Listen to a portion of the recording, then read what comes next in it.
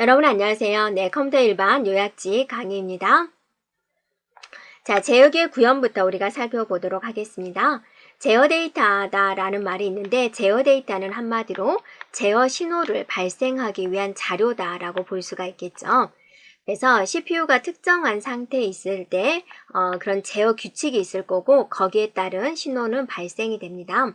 그래서 한마디로 제어 데이터란 무엇이냐? 제어에 대한 흐름에 변화를 줄 수 있는 데이터다라는 거고, 그럼 제어 데이터는 뭐가 있나요? 라고 했을 때 메이저 스테이트라고 여러분이 배웠죠? 메이저 스테이트 산에 어떤 상태로 갈 것인지 그걸 알려주는 게 있어야 되겠죠? 네, 그런 데이터. 그 다음에 중앙 처리 장치의 제어점을 제어하는 데이터. 인스트럭션, 명령어의 수행 순서를 결정하는 데 필요한 제어 데이터. 이러한 것들이 존재합니다.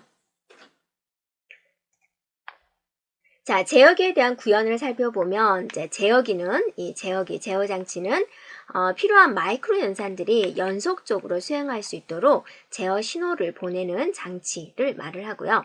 하드웨어적으로 구현하는 이제 고정 배선 제어 장치와 소프트웨어적으로 구현하는 마이크로 프로그래밍 기법이 두 가지가 있습니다. 그러면 이 방법과 이 방법을 한번 우리가 비교해 볼까요?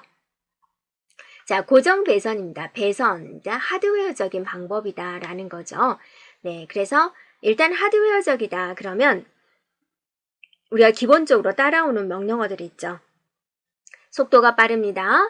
비쌉니다. 왜냐면 이제 기계를 사가지고 직접 부품을 사가지고 해야 되기 때문에 비싸다라는 거고, RISC 구조에서 이제 사용되는 기법이다. 하드웨어적이기 때문에 변경하기가 굉장히 힘듭니다. 회로 구성은 단순할까요? 복잡할까요? 네, 복잡하겠죠? 이것의 반대라고 생각해 주면 돼요. 마이크로 프로그램이다. 프로그램은 우리가 소프트웨어적이다 라고 하는 거죠. 그래서 쉽게 변경이 가능하다. 대신 속도가 느리다. 수정할 수 있다. 이런 특징적인 것이 있습니다. 자, 마이크로 프로그램에서 이제 제어 메모리의 주소를 결정하는 방법인데, 제어 메모리의 주소를 결정을 하는데 제어 주소 레지스터가 있는데 그걸 하나 증가시킵니다. 그리고 이제 명령 레지스터, 지정하는 주소로 이제 분기를 하는 거고, 주소 필드로부터 제어 메모리의 주소로 매핑을 하고요. 상태 레지스터는 이제 조건에 따른 조건부 분기를 하게 됩니다. 그래서 이러한 것들이 제어 메모리의 주소를 결정을 하게 됩니다. 자, 마이크로 명령어 형식을 볼 건데, 자, 우리가 수평이 있습니다. 먼저 수평을 보겠습니다. 수평은 마이크로 명령어의 한 비트, 한 개의 마이크로 동작을 관할하는 것을 말을 합니다. 한 비트다라는 거 기억을 해주고요. 자, 그 다음에 수직 마이크로 명령은 디코더의 명령을 제어 신호로 사용하고 한 개의 마이크로 명령어로 한 개의 마이크로 동작을 제어합니다. 얘는 한 개의 마이크로 명령어로 한 개의 마이크로 동작입니다. 수평은 하나의 비트로 하나의 마이크로 동작을 관할합니다. 구분해주면 되겠습니다. 그리고 이제 나노 명령이다 라고 있어요. 나노다라는 것은 굉장히 작은 것을 의미합니다. 그래서 낮은 레벨의 메모리에 저장된 마이크로 명령을 별도로 나노 명령이다 라고 말을 합니다. 자, 우리가 이번에는 인터럽트에 대해서 볼 건데, 인터럽트다 라는 것은 한마디로 예기치 않은 상황이 발생하는 것을 말을 해요. 뭐 지진이 발생했어요. 홍수가 왔어요. 이런 게 상황을 말을 하는 거죠. 네, 급한 일을 뭔가 급하게 처리해야 될 일이다 라고 생각해 주면 돼요. 밥을 먹고 있는데 가스레인지가 뭐 넘친다. 얼른 가스레인지 끌어가야 되겠죠. 이런 돌발 상황이 발생하는 것을 우리는 인터럽트다 라고 합니다. 그러면 우리가 뭐 여행 갈 때 챙겨야 될 사항, 지진이 났을 때 뭐 챙겨야 될 사항 뭐 있어요? 뭐 있죠. 전원을 내리고 뭐 이런 식으로 전원을 내리고 뭐 가스불을 잠그고 대피를 한다. 그런 상황이 있듯이 인터럽트가 발생이 되면 확인해야 될 사항은 무엇일까? 프로그램 카운터입니다. 프로그램 카운터는 다음에 실행할 명령어의 주소를 기억하고 있죠. 그래서 PC에 기억된 내용을 이제 처리를 하기 때문에 프로그램 카운터에 대한 내용 확인해야 되고, 사용한 모든 레지스터에 대한 내용입니다. 그래서 만약에 여기서 3 더하기 4를 먼저 수행을 했죠. 그럼 이게 7이잖아요. 그럼 7을 이라는 것을 저장해 두는 거죠. 어디다가 레지스터. 그런 것들에 대한 내용. 그 다음에 상태의 조건에 대한 내용, PSW, 프로그램 스테투스 워드다. 그래서 어떤 상태를 기억하고 있는 그런 부분이 되겠습니다. 자, 인터럽트가 일어났을 때 이제 수행 순서를 한번 살펴볼까요? 네, 인터럽트의 순서. 인터럽트에 대한 요청 신호가 들어오면은, 자, 요청 신호가 들어오면, 수행 중에 명령을 완료하는 거죠. 네. 그 다음에 이제 누가 인터럽트를 보냈는지 검색을 해야 되고, 그 인터럽트에 대한 내용을 수행을 하고, 다 수행을 했으면 이제 복귀를 하고, 잠시 정지되었던 프로그램을 재실행하는 이런 순서로 이루어졌습니다. 자, 인터럽트의 우선순위를 판별하는 방법입니다. 네, 소프트웨어적인 방법과 하드웨어적인 방법이 있습니다. 자, 소프트웨어적인 방법을 한번 살펴볼까요? 소프트웨어적인 것은 인터럽트가 발생을 하게 되면은 요청 신호 플래그를 차례로 검사를 해요. 너가 인터럽트 보냈니? 너가 인터럽트 보냈니? 너가 인터럽트 보냈니? 그래서 가장 우선순위가 높은 장치를 찾고 이에 대한 서비스를 실행을 하게 됩니다. 소프트웨어적이다 그랬으니까 어때요? 변경할 수 있다가 되죠. 회로는 간단하고 비용이 적게 들겠죠. 네. 하지만 인터럽트 요청 신호가 많아요. 그럼 너 인터럽트 보냈니? 너 보냈니? 너 보냈니? 너 보냈니? 너 보냈니? 이런 식으로 계속 검사를 해야 되니까 시간이 어때요? 많이 걸린다. 시간이 많이 걸린다. 즉 속도가 느리다. 소프트웨어적이다 라고 했으니까 이런 단어들이 다 같이 나올 수 있겠죠. 하드웨어적인 인터럽트, 하드웨어적이다 그러면 또 우리가 따라오는 여러 가지가 있는데요. 하드웨어적인 방법이다 그러면 다른 말로 벡터 인터럽트다 라고 합니다. 네, 그래서 하드웨어적인 방법에는 이제 직렬과 병렬, 우선순위 방법이 있습니다. 자, 직렬이다 라고 하면 우리가 데이지 체인이다 합니다. 체인 생각해 주면 돼요. 이렇게 우리가 보통 한 줄로 쫙 연결된 것을 우리가 직렬 연결되었다 라고 하죠. 그래서 한 개의 회선에 직렬로 연결하는 방법을 직렬 우선순위 방식이다 라는 거죠. 네, 그래서 우선순위가 높은 것에서 낮은 것 순서대로 인터럽트 요청 신호를 직렬로 연결을 합니다. 네, 그래서 이 우선순위는 어때요? 변경하기 힘들겠죠. 하드웨어적인 방법이니까. 그 다음에 이제 병렬입니다. 병렬은 이제 인터럽트가 발생하는 각 장치를 이렇게 개별적인 회선으로 연결을 합니다. 그래서 각 장치의 인터럽트 요청을 제어하기 위해서 각 비트를 개별적으로 셋할 수 있는 마스크 레지스터를 사용을 합니다. 이렇게요. 그래서 우리는 여기서 인터럽트 우선순위 판별 방식에서 소프트웨어적인 것을 폴링이라고 그러죠. 네, 근데 하드웨어적인 것 중에서 직렬을 데이지 체인이라고 합니다. 그 두 개를 더 중점적으로 기억해 주면 되겠습니다. 그러면 인터럽트 종류에는 뭐가 있을까? 전원이 꺼진 거예요. 네. 그래서 이제 각 기업체별로 정전에 대비해서 별도의 장치가 있습니다. 기계적인 착오, 기계가 문제가 생겼을 때 외부 신호 인터럽트 타이머를 걸어요. 여러분 자격증 시험 볼 때 20분 완성, 20분 되면 딱 마우스가 멈추죠. 키보드로 인터럽트 키를 누를 수 있어요. 그래서 외부 인터럽트 신호에 타이머가 있다는 거 기억해 주면 되고요. 입출력 인터럽트 신호도 있습니다. 자, 내부적으로는 프로그램 검사, 소프트웨어 인터럽트가 있는데 소프트웨어 프로그램상에서는 나누기 0을 해버리는 경우가 제일 흔해요. 그다음 소프트웨어적인 인터럽트, 슈퍼바이저 콜 인터럽트입니다. 운영체제에서 이제 가장 책임자가 SVC, 슈퍼바이저 콜 인터럽트가 되겠습니다.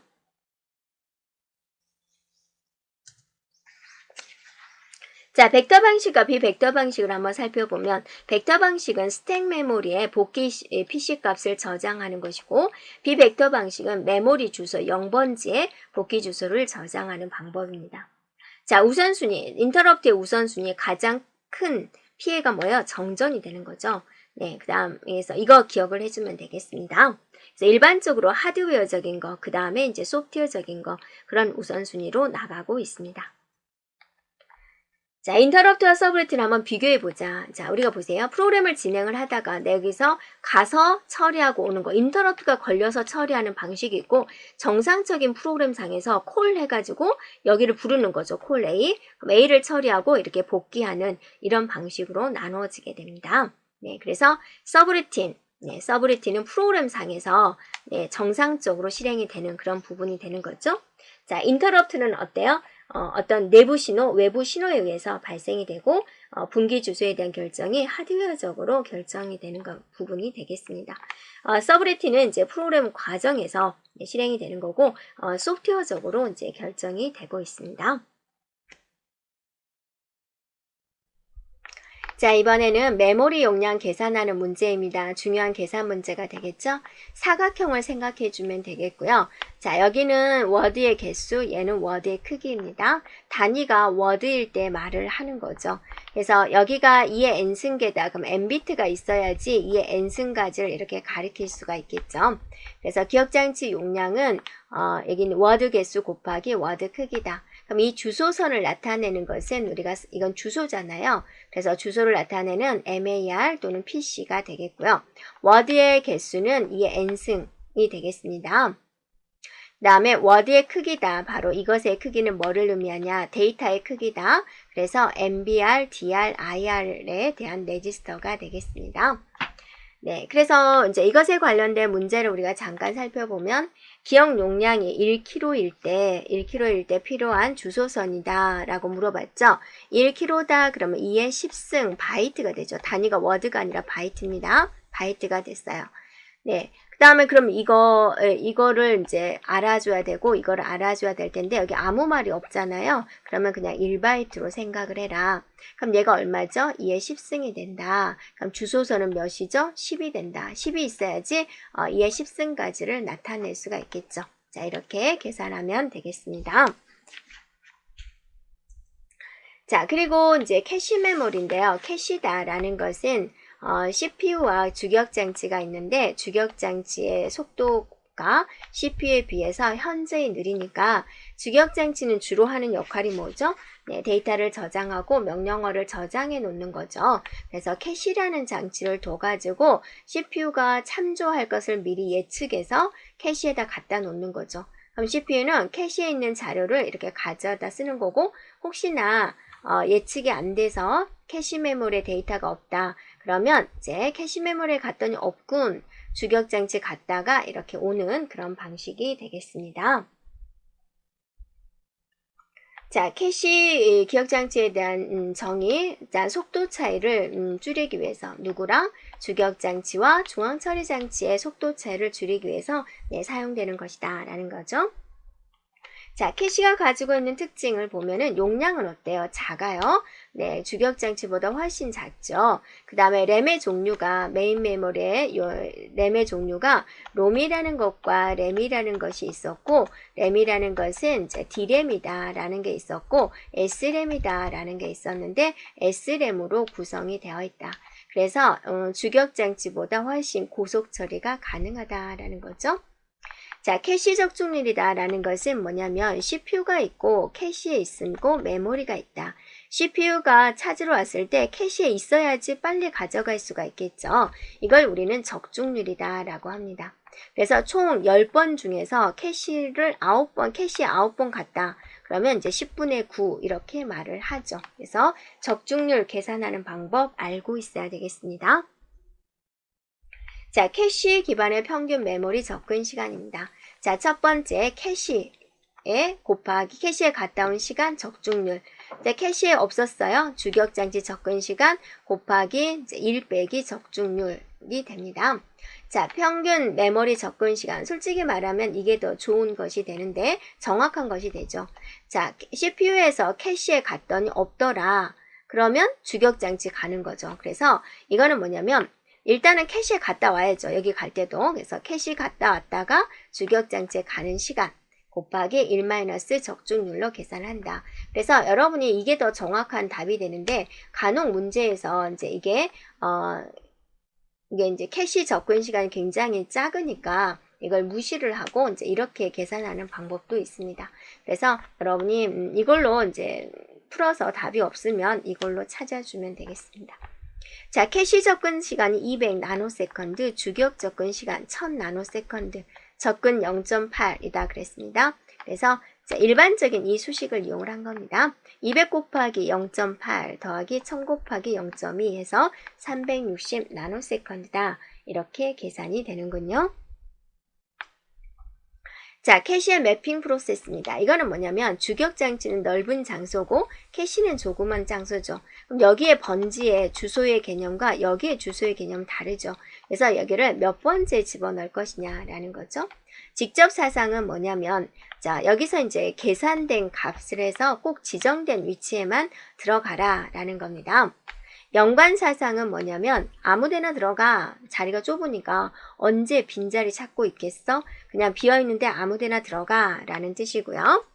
그 다음에 집합 연관 사상이 더 중요합니다. 두 개의 장점을 혼합한 매핑 방식이 됩니다. 그래서 번지수가 나왔다. 그러면 해당된 번지수를 찾고 그러면 여기에 칸이 두 칸이 있을 수 있어요. A방, B방. 그래서 A, B방 아무데나 들어가라 라는 거예요. 그래서 이거는 꼭 정해진 계산법으로 계산이 되고 여기는 이제 아무데나 들어가. 그래서 우리가 앞에서 배운 두 방법의 장점만을 혼합하는 것이 되겠습니다. 자, 그림으로 살펴볼까요? 꼭 지정된 위치에 들어가 직접사상, 아무데나 들어가 연관사상, 집합 연관사상인데 자, 정해진 주소에 들어갈 곳이 A, B 두 개가 있어요. 그러면 2A. 자, 네 군데가 있어요. A, B, C, D 네 군데가 있어요. 그러면 4A 이렇게 말을 하고 있습니다. 네, 그래서 두 개의 캐시 라인에 들어갈 수 있으면 우리가 2A 집합 연관 사상이다 라고 합니다. 그래서 집합 번호는 선택이 됩니다. 계산에 의해서. 그리고 집합 내에서 아무 위치나 들어갈 수 있는 바로 이제 블럭 부분이 있습니다. 자, 캐시에 기록하는 방식은 뭐냐면 메모리에 있는 내용의 A, B를 캐시에다가 집어놨다. 근데 CPU가 A를 가져가서 어떤 연산을 했다. 그럼 여기 있는 A와 여기 있는 A의 값이 순간적으로 달라져 버릴 수가 있겠죠. 그래서 언제 메모리의 내용을 이제 엎어져 씌우느냐라는 거죠. 즉시 쓰기, 이제 캐시 메모리의 내용이 바뀜과 동시에 주격장치 내용도 바꾸는 방법. 그러면 이게 너무 자주 일어나면 어때요? 좀 문제가 생기겠죠. 그러면 주격장치 접근 횟수가 많아져서 속도는 더 떨어져 버리게 되겠죠. 그래서 이거는 뭐냐면 나중에 쓰기는 뭐냐면 일단은 캐시의 내용만 바뀌어주고 일정한 시간 후에 주격장치에 이제 복사를 시키는 방법이에요.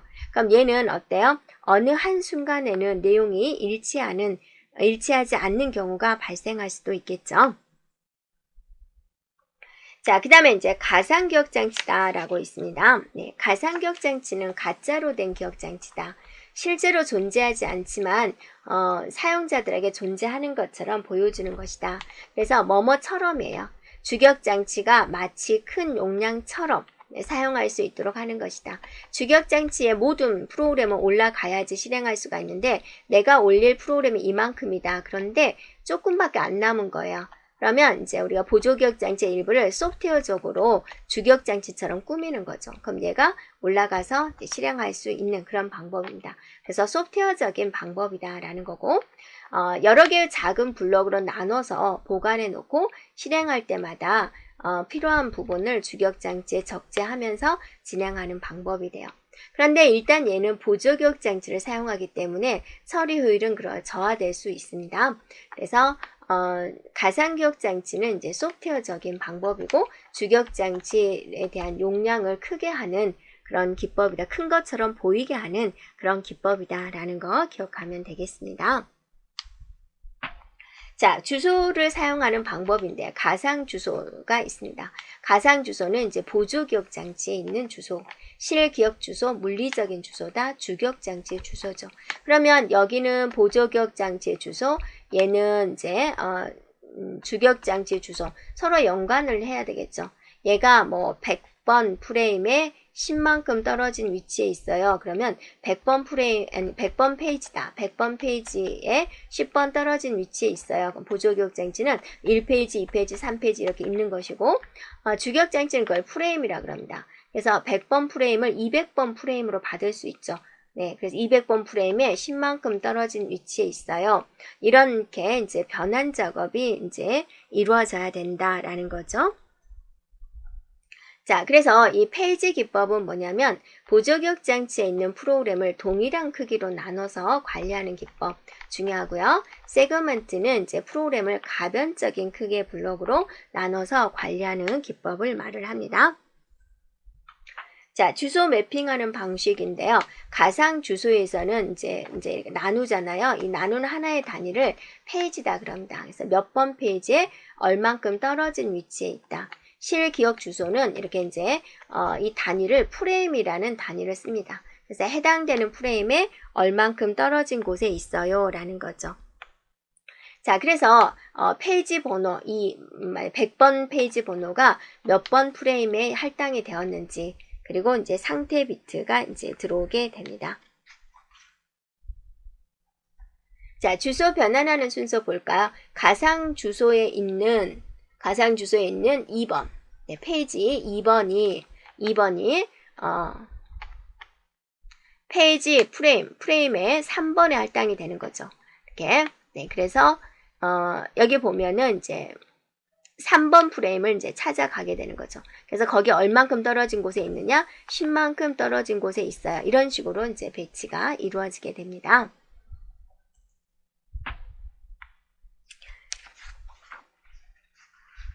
자, 연관 메모리입니다. 연관 메모리다 뭐냐면 핵심은 내용의 일부를 가지고 접근하는 방식이에요. 주소에 의해서 접근하지 않고. 우리가 데이터가 있을 때 하드디스크 100번째 있어요, 200번째 있어요, 그렇게 말을 하지 않고 홍길동 어딨어? 이런 식으로 말하는 거, 내용에 의한 것을 말을 하고 있습니다. 자, 연관 메모리의 구성 요소를 보면은 자, 인수 레지스터, 키 레지스터, 자, 매치 레지스터 이런 것들이 있습니다. 인수 레지스터다라는 것은 뭐냐면 뭘 찾고자 하는지 찾고자 하는 내용의 일부를 기억하는 레지스터고, 키 마스터는 뭐냐면 이제 검색에 사용할 비트를 결정하는 레지스터가 되겠습니다. 그 다음에 이제 매치 레지스터다라고 하면 인수 레지스터에 검색 비트를 포함하고 있는 워드를 찾는 경우 찾았다라는 것을 표시하기 위해서 사용하고, 다른 말로 일치 지식이다라고 하고 있습니다. 자, 복수 모듈 기억장치가 되는데, 이 복수 모듈 기억장치는 뭘 하기 위한 거냐? 빠르게 하기 위한 겁니다. 핵심이 빠르게. 이걸 기억해 주면 되겠습니다. 자, CPU가 주기억장치에 접근을 해서 하나 가져오고 이렇게 가져오는 그런 방식이 아니라 메모리를 이렇게 분할을 해서 CPU가 이렇게 실제적으로 약간의 시간 차이를 두고 이렇게 가져오는데, 자, 우리가 볼 때는 속도가 너무 빠르니까 여러 군데의 메모리에 있는 내용을 가지고 오게 한다라는 기법이 되겠습니다. 그래서 이제 동시 접근이다라고 이제 이야기를 하고 있습니다.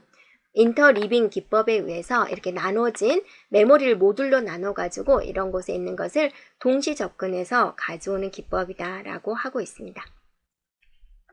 그래서 메모리 인터리빙이다. 하나의 메모리를 여러 개의 모듈로 구성을 해서 각 모듈을 번갈아 가면서 접근하는 기술이다 라는 겁니다. 그래서 속도가 빠르다. 속도를 빠르게 하기 위한 기법이 되겠습니다. 자, 메모리 대역폭이라는 단어가 나오는데 1초 동안에 전송되는 최대한의 정보량을 기억장치의 자료 처리 속도를 나타내는 단위를 말을 하고 있습니다.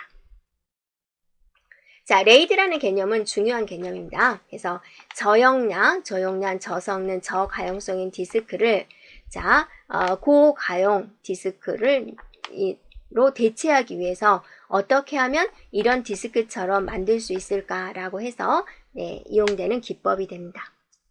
먼저 레이드 0이다. 0은 스프라이트 기억해 주면 됩니다. 분할해서 저장한다라는 거죠.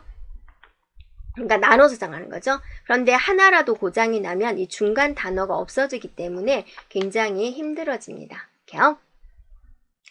네, 그래서 이제 미러링 기법이 있는데, 미러링은 이제 중복해서 저장하는 거, 2번 이상 저장하는 거죠. 이중 쓰기를 하는 거죠. 그러니까 디스크 용량이 어때요? 디스크 용량이 많은 용량이 이제 필요하겠다라고 되는 거죠. 그리고 2번씩 저장을 하기 때문에 내가 사용 가능한 용량이 어때요?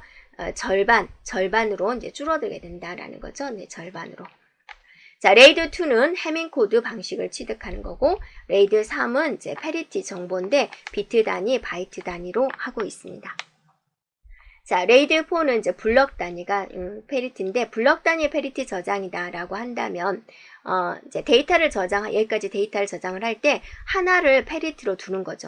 그래서 데이터를 저장할 때 또 가져올 때 여기 가고 여기 가고 얘도 여기 가고 여기 가고 그럼 얘가 어때요? 굉장히 많이 접근이 이루어지겠죠. 그래서 병목 현상이 발생을 하게 됩니다. 그래서 얘는 페리티 블럭이다, RR 방식이다 라고 이야기를 합니다. 페리티를 이 모든 디스크 밑에다가 이렇게 놔둬버리는 거죠. 이렇게. 자, 그리고 이제 레이드는 이제 하나만 단독으로 쓰는 게 아니라 이렇게 병합해서 쓸 수도 있다라는 겁니다. 이렇게요. 네. 이런 식으로. 그래서 이거를 보여주는 이유는 혼합할 수 있어요 라는 걸 보여주는 거고, 우리가 중요한 것은 바로 이 레이드에 대한 정리가 되겠습니다. 자, 여기까지 진행하겠습니다.